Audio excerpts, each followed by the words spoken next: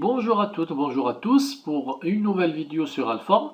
Alors toujours pour le chapitre Enterprise Campus. Donc là, on va parler alors pour le chapitre Cisco Enterprise Composite Network Model.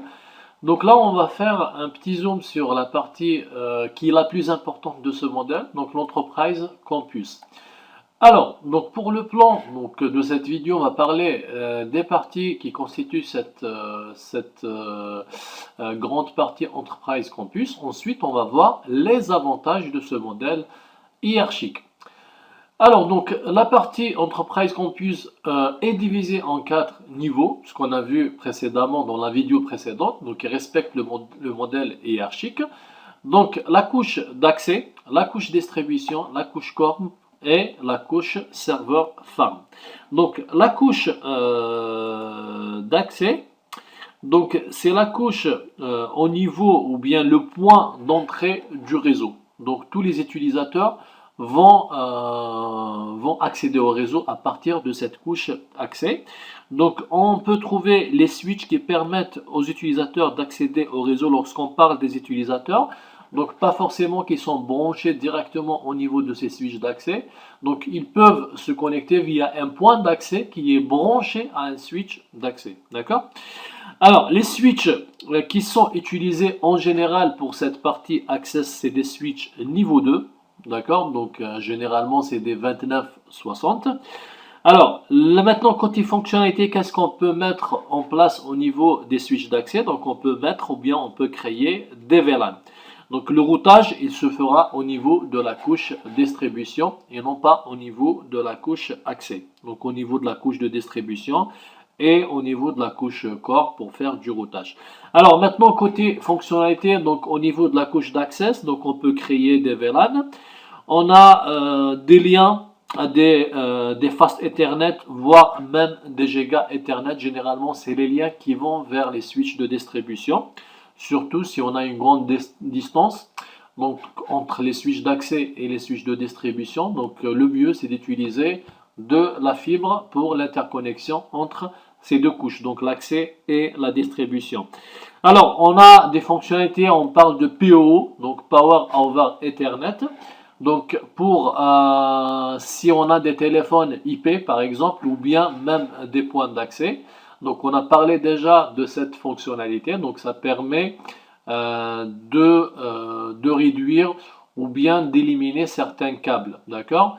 Donc l'idée ici, si on a un téléphone IP derrière un switch d'accès, donc via un seul câble, je peux alimenter mon téléphone IP. Donc ça permet d'éliminer carrément le câble d'alimentation pour un téléphone IP. Donc ce qu'on appelle le Power over Ethernet.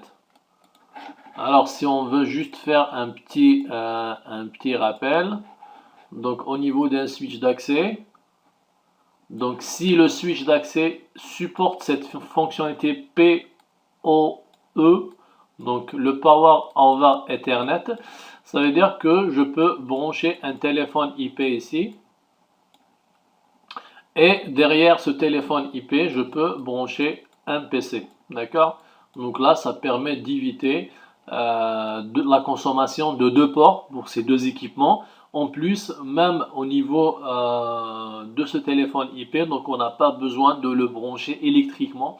Donc ça permet de gagner du câble pour l'alimentation de ce téléphone IP. Donc on peut le faire aussi. Donc il y a des points d'accès qui supportent le PoE.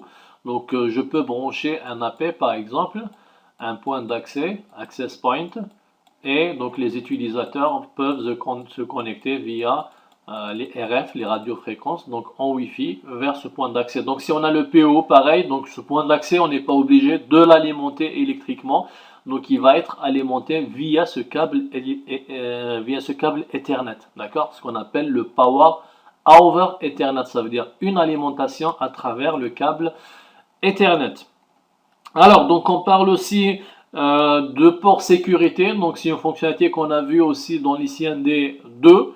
Donc, on peut sécuriser nos ports, par exemple, en disant, par exemple, pour le cas du point d'accès, je peux dire le nombre d'adresses MAC que je peux associer avec ce port, c'est 10. D'accord? Ça veut dire quoi? Ça veut dire que pas plus de 10 utilisateurs qui vont se connecter vers ce point d'accès, du fait que ce switch il ne peut pas associer plus de 10 adresses MAC avec ce port. D'accord?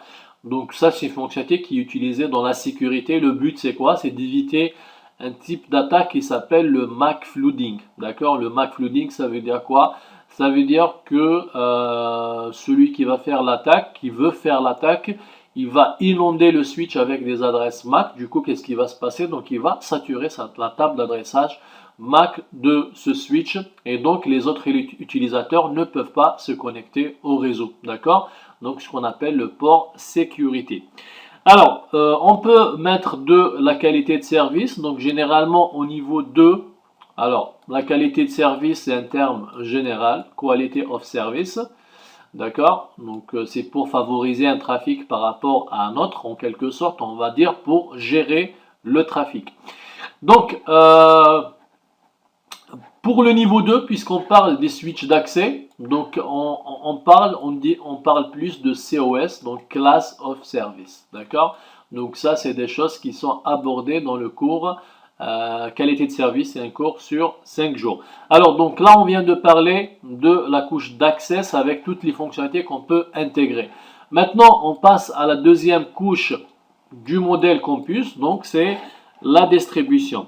Alors, le niveau distribution est constitué généralement des switches niveau 3 et non pas des switches niveau 2. Niveau 3, ça veut dire quoi? Ça veut dire qu'ils supportent le niveau 3. Lorsqu'on parle de niveau 3, ça veut dire les adresses IP. Donc, il peut faire du routage. Ça veut dire qu'il peut jouer un petit peu le rôle d'un routeur. D'accord? Donc, le but, c'est de principalement pour le routage au niveau de la distribution, c'est pour faire le routage inter-VLAN. D'accord? Le fait qu'on a créé des VLAN au niveau de la couche Access, donc le but pour faire communiquer ces VLAN. D'accord? C'est ça le but. On ne va pas isoler les utilisateurs. Pour les faire communiquer, il faut qu'il y ait un équipement qui supporte le niveau 3 pour faire du routage inter-VLAN. Donc, c'est la couche distribution. C'est les switches de distribution. D'accord? Donc, le but, c'est pour assurer le passage d'un VLAN à un autre. Par contre, là, il faut remonter à la couche de distribution ou bien au switch de distribution. Alors, maintenant, le deuxième rôle du switch, d'un switch de distribution, donc, c'est de faire, par exemple, les access lists. Pareil, donc c'est une notion qu'on a vue déjà. Donc là, on parle des fonctionnalités qu'on peut intégrer au niveau de la couche de distribution. Access control list, donc là, c'est des règles de sécurité. Donc, on a vu déjà qu'il y a deux types d'access list, donc les access lists standards et les access lists étendus. Donc, le but, c'est de créer des règles de sécurité. Donc, les règles de sécurité pour les access lists standards, c'est en se basant uniquement sur les adresses IP source. Par exemple, dire que tel réseau ne peut pas sortir vers le réseau Internet. Les access lists étendues, donc c'est plus intéressant, c'est plus précis. On peut se baser sur l'adresse IP source, l'adresse IP destination. On peut remonter même au niveau de la couche 4 en se basant sur le port source et le port destination. Exemple, dire par exemple, telle plage, le 10, le réseau interne, 10.1.0.1.0, n'a pas le droit de sortir vers Internet en utilisant le port 80 par exemple. Ça veut dire quoi? Ça veut dire que ces utilisateurs peuvent se connecter, peuvent utiliser Skype par exemple, peuvent utiliser d'autres services FTP, peuvent faire des telnets, mais ils ne peuvent pas faire du HTTP avec le port 80. Donc là, c'est plus précis pour le deuxième type des access lists, donc les access lists étendues. Alors, on a vu aussi une notion de ce qu'on appelle l'agrégation de liens ou bien l'Ether Channel. Donc, pareil, c'est des choses qu'on a vues dans les CND2. Donc, on peut faire une agrégation de liens entre un switch d'accès et un switch de distribution. Donc, si je prends juste un petit exemple pour faire un petit rappel par rapport à cette notion qu'on a vue. Donc, je peux, par exemple, ça c'est un switch d'accès. Et ça, c'est un switch de distribution. Donc, je peux faire une agrégation de liens entre ces deux switches. Et le but, c'est quoi? C'est d'augmenter la bande passante entre ces deux switches-là. D'accord? Donc, si j'ai deux liaisons à 100 mégas, 100 mégas, avec cette agrégation de liens, j'aurai un lien de 200 mégas entre ces deux switches-là. D'accord? Alors, pareil, donc là, on peut parler de QoS. Pourquoi? Parce qu'on remonte au niveau 3. D'accord? Donc là, c'est la COS, Class of Service, pour le niveau 2.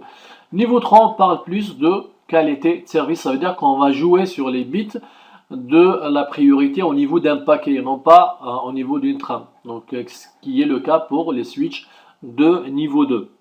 Alors, donc là, c'est un petit peu toutes les fonctionnalités générales qu'on peut implémenter au niveau des switches de distribution. Maintenant, si on remonte au niveau de la couche Core, donc là, généralement, c'est des switches châssis, d'accord? C'est des switches, c'est des 4000, c'est des switches modulaires ou bien des 6000. Switch modulaire, ça veut dire qu'on peut mettre des modules, d'accord? Je peux mettre un module firewall, je peux mettre un module contrôleur Wi-Fi, d'accord? Je peux mettre un module load balancer. Donc tout ça, c'est des choses qu'on peut intégrer au niveau du même châssis. Ça veut dire un même châssis, il peut être firewall, il peut être load balancer, il peut être routeur, il peut être switch, il peut intégrer toutes les fonctionnalités qu'on veut. Donc c'est ça l'avantage des switches châssis, d'accord? Ces switches modulaires. Ça coûte plus cher que les switches ordinaires qu'on met généralement au niveau de la distribution. Alors, donc le but ici, c'est d'assurer le routage entre les bâtiments. Donc, si on a plusieurs bâtiments. Et pareil, donc l'interconnexion avec la dernière partie, le serveur farm, qu'on va voir juste après. Donc, et la partie Enterprise Edge. Donc, à partir du corps, on peut avoir la sortie vers le réseau externe, ça veut dire le réseau Internet, donc via une, deux, voire plusieurs liaisons vers l'extérieur. D'accord? Donc, c'est à partir du corps qu'on va sortir vers l'extérieur. Donc, les interconnexions vers les différents services providers. Donc, au niveau du corps, on peut trouver des fonctionnalités de routage. Donc, on peut avoir un protocole de routage, carrément un protocole de routage. Par exemple, UJRP qu'on va configurer entre la distribution et le corps.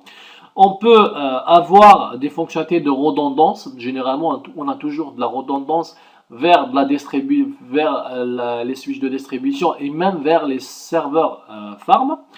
On peut implémenter de la qualité de service. Alors, dernière partie, donc c'est les serveurs farm. Alors, serveur farm, donc c'est l'endroit ou bien la localité où on va mettre les serveurs qui sont censés être utilisés par les utilisateurs qui sont branchés au niveau des switches d'accès. D'accord? Donc on a vu un petit exemple dans la vidéo précédente, donc on parlait de portail d'entreprise.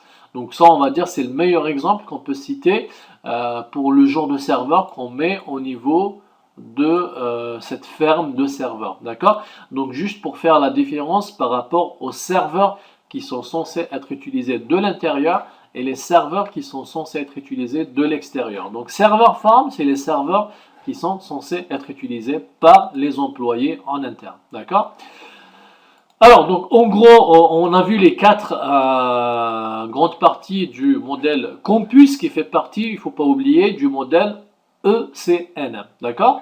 Enterprise Composite Network Model. Alors, maintenant, on va passer aux avantages de ce modèle. Et donc, on va commencer par le premier avantage de ce modèle. On parle d'évolutivité. Évolutivité, ça veut dire quoi? Ça veut dire que, par exemple, on a les deux switches de distribution ou plusieurs switches de distribution. Donc là, j'ai un certain nombre de switches d'accès, bien sûr, avec des liaisons redondantes vers les deux switches de distribution. Alors, maintenant, on vient, par exemple, au niveau de l'entreprise, on vient de recruter des personnes, d'accord? Ces personnes doivent avoir accès au réseau, sachant que tous les ports sont occupés par les autres. Donc, nous, ce qu'on va faire, qu'est-ce qu'il faut faire dans ce cas-là? Il faut acheter un nouveau switch, d'accord? Ce qui est bien, donc côté configuration, ça va être très simple. Le fait que notre modèle il est hiérarchique, donc l'idée ici c'est quoi? C'est de rajouter un switch avec deux liaisons, comme c'est le cas pour les autres switches, vers les deux switches de distribution, et on va mettre nos utilisateurs derrière ce switch, bien sûr à condition de configurer les ports au niveau des switches de distribution, et bien sûr la configuration entre notre switch d'accès. Ici le but c'est quoi? Pourquoi on parle d'évolutivité? Parce qu'on peut faire évoluer notre réseau sans changer la hiérarchie de notre réseau, sans impacter les utilisateurs qui sont déjà présents et sans changer d'architecture pour notre réseau. Donc c'est ça l'avantage, le premier avantage pour ce modèle hiérarchique. Deuxième avantage, donc là on parle de performance. Alors, performance, ça veut dire quoi? Ça veut dire gestion des flux. Donc là, on a des liaisons, il y a du trafic qui va circuler à travers tous les liens. D'accord? Le fait qu'on a de la redondance, ça veut dire quoi? Ça veut dire que je peux faire passer une partie du trafic, par exemple, à travers ce chemin, et une deuxième partie du trafic à travers ce deuxième chemin. Donc ça, c'est des choses qu'on a vues avec le protocole STP. Avec le Pair VLAN Spanning Tree, le protocole propriétaire à Cisco. Donc on peut faire un partage de charge en se basant sur les VLAN. Par exemple, dire que le VLAN rouge, tout le trafic qui vient du VLAN rouge, il doit passer par ce chemin. Et tout le trafic qui provient du VLAN bleu, il doit passer par ce chemin. Donc là, ça permet d'optimiser le trafic, du coup on aura plus de performances ou bien des performances meilleures. Bien que ça reste, donc l'exemple que je viens de citer, ça reste basique, d'accord? Pourquoi? Parce que c'est pas un vrai partage de charge. Donc là je peux avoir par exemple 1000 utilisateurs au niveau du VLAN rouge et j'ai 500 utilisateurs au niveau du VLAN bleu. Ça veut dire que là peut-être je fais passer plus de trafic à partir de ce lien. Donc, ce qu'il faut savoir, c'est qu'il y a des outils plus performants pour avoir plus de performance par rapport à la gestion des flux entre les liaisons. D'accord? Alors, redondance maintenant. Redondance, là, c'est très très important pour un réseau. Donc, on le voit ici. Donc, ce qui est bien avec ce modèle, donc au niveau de à partir de chaque switch d'accès, on a deux liaisons.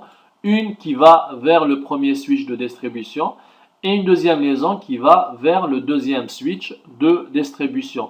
Donc l'idée ici c'est quoi? C'est que si j'ai un problème physique au niveau de cette liaison, donc ça bascule automatiquement sur la deuxième liaison. Et tout ça c'est géré par des protocoles, donc un protocole qu'on connaît bien, donc par exemple le Pair VLAN Spanning Tree qu'on a déjà vu. Donc ça permet de basculer directement. Après le temps de bascule, donc là il faut jouer sur des outils plus puissants qu'on va découvrir dans la partie Spanning Tree.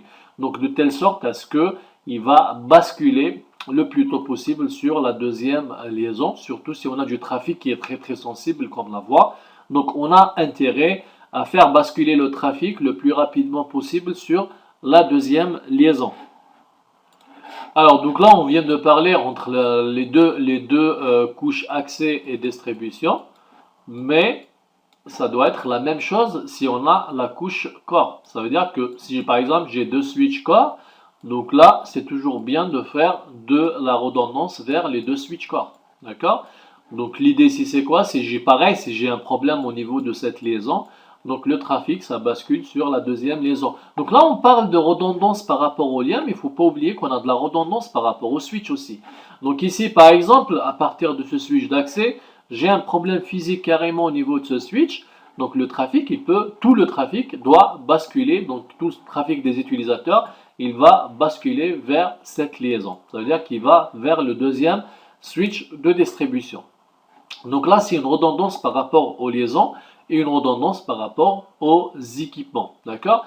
Donc on peut aller même plus loin. Donc on a vu qu'à partir de la couche core, on a la sortie ou les sorties vers l'extérieur. Maintenant, si on veut assurer plus de services pour notre réseau, donc on va mettre deux sorties vers deux providers différents. Et le mieux, c'est de faire toujours de la redondance vers ces deux providers. Ça veut dire qu'à partir de ce switch d'accès, si j'ai un problème au niveau de cette liaison, donc ça bascule sur la deuxième liaison vers le deuxième service provider. Après, tout dépend de la politique qu'on va adopter pour la suite, d'accord? Donc, soit qu'on va utiliser de l'active standby, ça veut dire que je vais passer par le service provider, le premier service provider.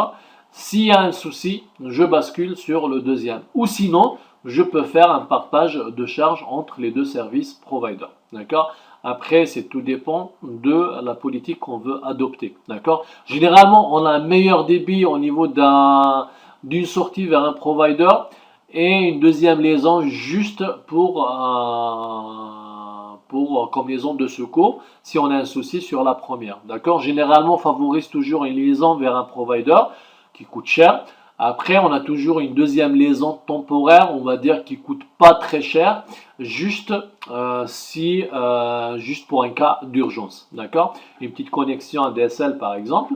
Donc là, ça peut être une ligne spécialisée qui coûte très cher. Et comme ligne de secours, une petite connexion ADSL ou bien un abonnement VSAT par exemple qui coûte moins cher qu'une ligne spécialisée avec un provider, d'accord?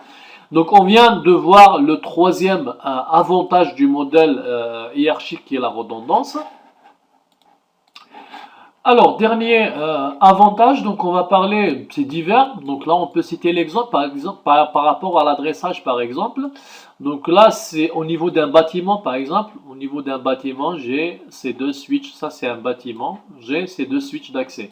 Donc je peux, par exemple, dédier un sous-réseau pour ce bâtiment. Donc là, je vais me baser sur les bâtiments pour créer mes sous-réseaux. Par exemple, je peux donner ici le réseau 10.1.1.0 par exemple, slash 24. Donc je vais dédier ce sous-réseau pour ce bâtiment. Après, au niveau de ce bâtiment, donc je vais créer plusieurs VLAN. Donc je vais découper ce sous-réseau en VLAN. Donc je vais créer plusieurs VLAN. Et chaque VLAN, je vais dédier un sous-réseau. D'accord? Donc je vais jouer sur les 8 bits qui restent ici pour créer des sous-réseaux suivant le nombre de VLAN. Par exemple, ici, si je vais créer 4 VLAN, j'aurai besoin de combien de bits? J'aurai besoin de 2 bits, d'accord? 2 puissance 2, ça donne 4. Donc là, ça veut dire que je vais consommer 2 bits et le masque, il devient combien? Il devient slash 26, d'accord? Donc ça c'est des choses qu'on a vu déjà, ou bien que vous avez déjà vu dans la formation ICND1. Donc c'est les calculs binaires, la création des sous-réseaux. Donc le but ici, c'est quoi? Ce qui est bien, c'est qu'au niveau du corps, par exemple, je peux, pour faire par exemple du routage entre la distribution et le corps, ça devient plus simple. Ça veut dire que ce réseau, ou bien ce switch, il va annoncer le réseau résumé qui est le 10.1.1.0/24 à ses voisins. Par exemple, si je vais configurer le JRP ici entre la distribution et le corps, donc ce switch de distribution, il va annoncer juste cette ligne. Donc ça permet de réduire le nombre de lignes au niveau de la table de routage. C'est un petit peu comme le fonctionnement de la summarization ou bien le résumé des routes qu'on a vu déjà dans les protocoles UJRP ou SPF. D'accord? Donc ça c'est un avantage. Alors autre avantage par rapport à la sécurité. Par exemple si je veux créer des règles de sécurité. Donc au niveau firewalling. Donc on va voir après la partie edge, c'est sur la partie edge qu'on va mettre des firewalls, donc la frontière entre le client ou bien entre l'entreprise et le provider. Donc on a intérêt à sécuriser notre réseau, donc on va mettre un firewall, d'accord? Donc je peux créer une règle de sécurité. Par exemple, je veux bloquer le trafic sortant à partir, tout ce qui vient partir de ce bâtiment. Donc là, ça va être très très simple. Moi, je sais qu'au niveau de ce bâtiment, toutes les adresses IP commencent par 10.1.1 quelque chose, d'accord? Donc la règle de sécurité, elle va être très simple, elle va dire, voilà, tout le trafic qui vient du 10.1.1, point quelque chose, je vais le bloquer vers l'extérieur. Donc là, c'est vraiment un exemple basique, mais ça peut être des choses plus avancées, plus poussées dans la sécurité. D'accord? Et pareil, donc on peut jouer par exemple sur la qualité de service. Donc on a parlé du routage, on a parlé de la sécurité et ça peut être le cas aussi pour la qualité de service. Voilà, donc comme ça on a vu les 4 avantages de ce modèle hiérarchique. Donc on arrive à la fin de cette deuxième vidéo qui concerne le modèle ECNM, Enterprise Composite Network Model. Donc on a commencé par les parties d'entreprise, les parties Enterprise Campus, donc l'accès, distribution, core et serveur farm. On a vu les avantages de ce modèle hiérarchique, donc on vient de découvrir, donc l'évolutivité, les performances, la redondance et donc tout ce qui est adressage IP au niveau des utilisateurs et est-ce qu'on peut faire au niveau routage, sécurité et qualité de service. Donc j'espère que ça a été clair pour vous et je vous donne rendez-vous pour la prochaine vidéo.